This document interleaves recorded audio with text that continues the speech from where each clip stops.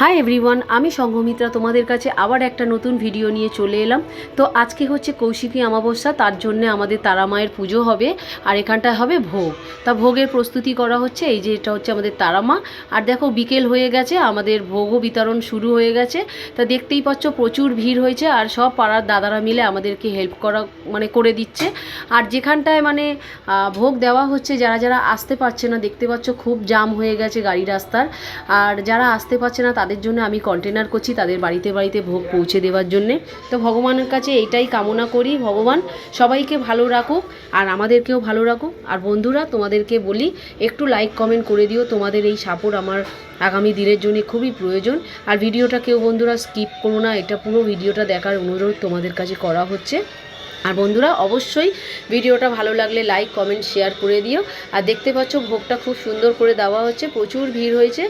আর পুজো যেহেতু কৌশিকী অমাবস্যা, তার জন্য প্রস্তুতি করা হচ্ছে। ভিডিওটা ভালো লাগলে লাইক কমেন্ট করে দিও। টাটা।